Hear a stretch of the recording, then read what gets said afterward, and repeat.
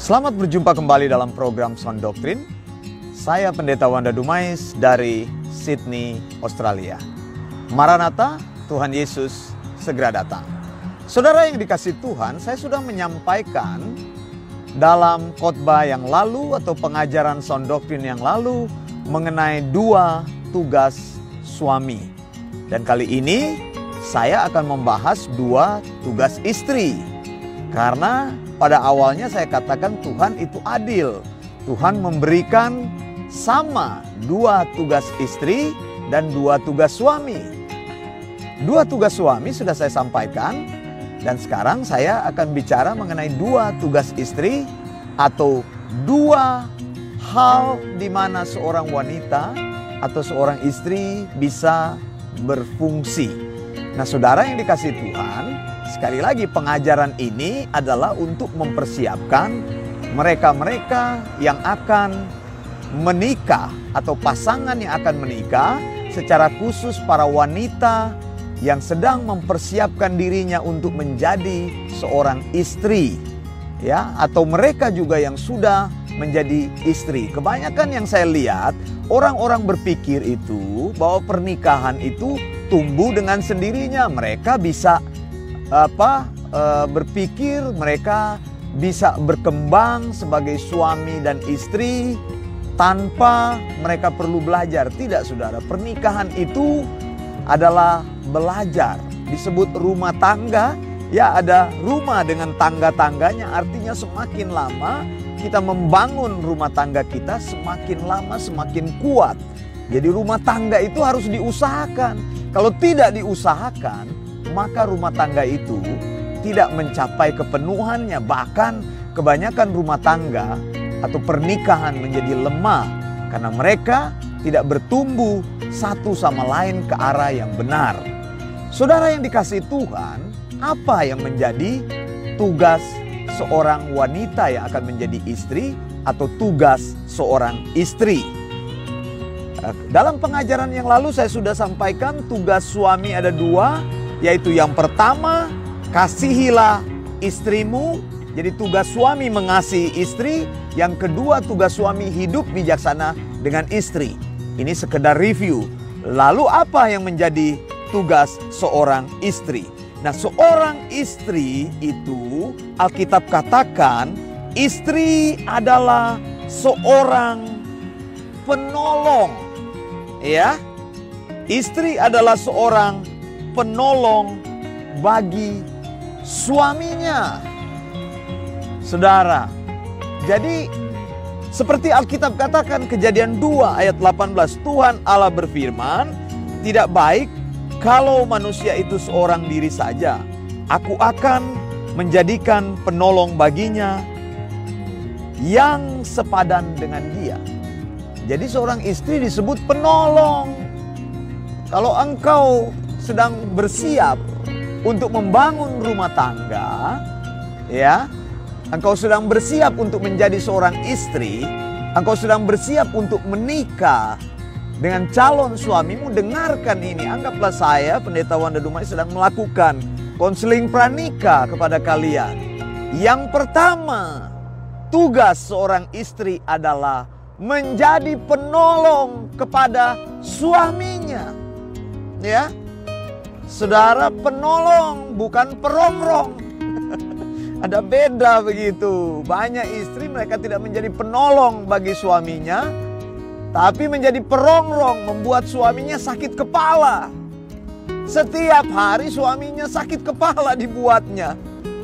Ya, suamimu itu harus engkau tolong. Kalau engkau menjadi penolong berarti engkau adalah orang yang kuat. Tuhan menaruhkan seorang wanita karena Tuhan memandang tidak baik pria itu seorang diri saja. Ada bahaya kesepian di sana. Lalu Alkitab katakan Allah membangunkan seorang wanita dari tulang rusuk pria untuk menjadi seorang penolong bagi pria. Istri menjadi penolong bagi suaminya. Saudara, saya mau katakan dalam pernikahan kami, ya, kami sudah menikah selama 20 tahun. Ya, saya dan istri saya. Dan istri saya benar-benar menjadi penolong bagi saya. Ketika saya menikah, saya tidak punya apa-apa. Istri saya sudah bekerja di sebuah bank swasta yang besar. Saya adalah seorang hamba Tuhan yang masih muda.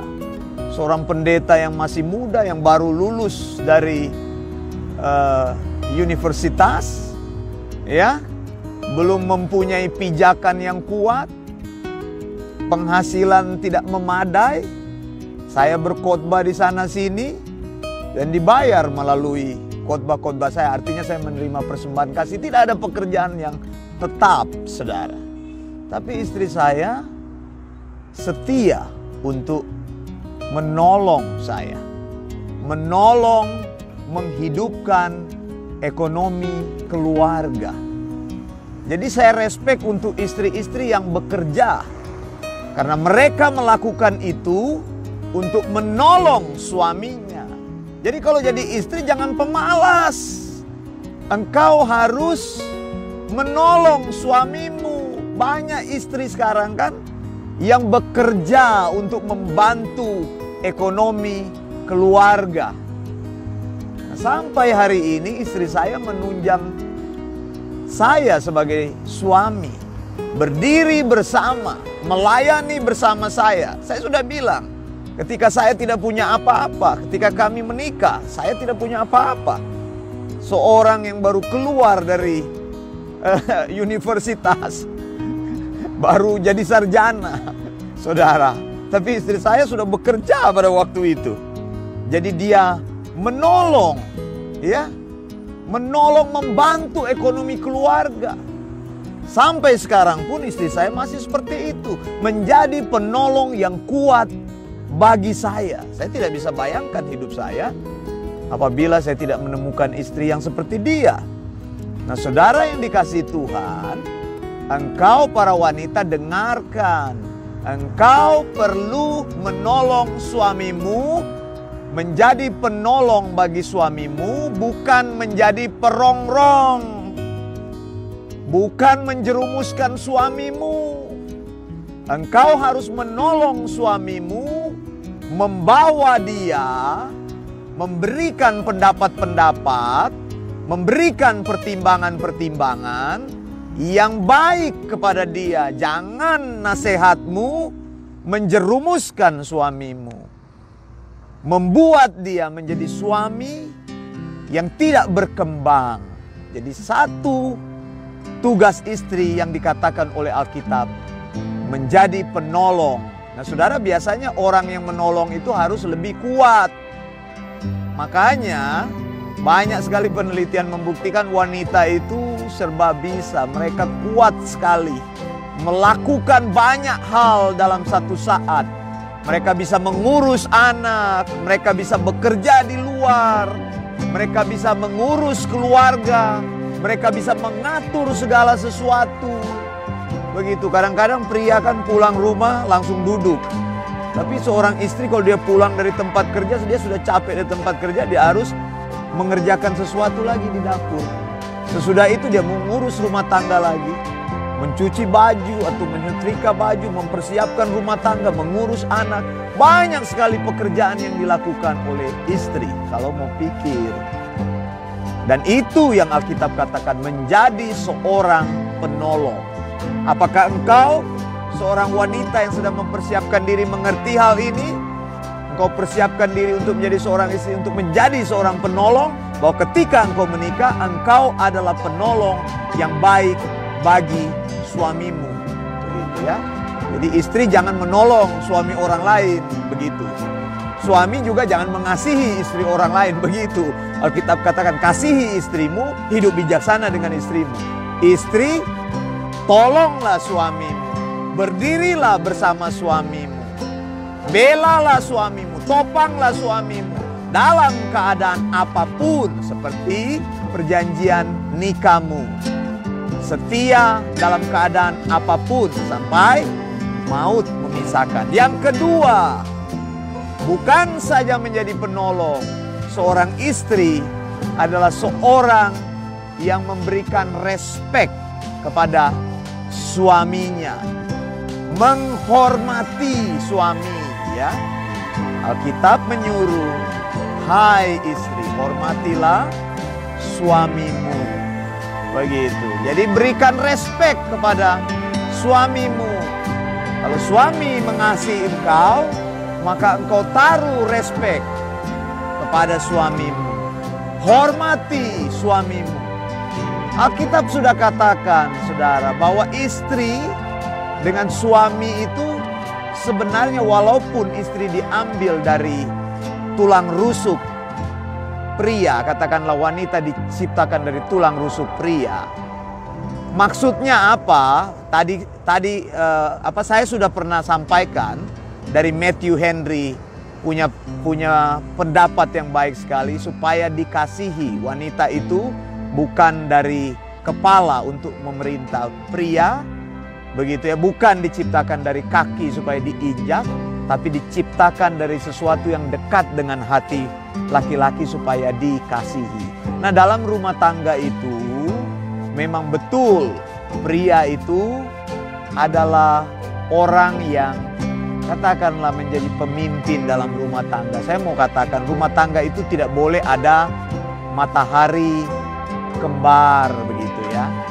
Jadi ada satu yang memimpin, tapi istri perlu menghormati suamimu. Jadi pertama menolong, kedua menghormati.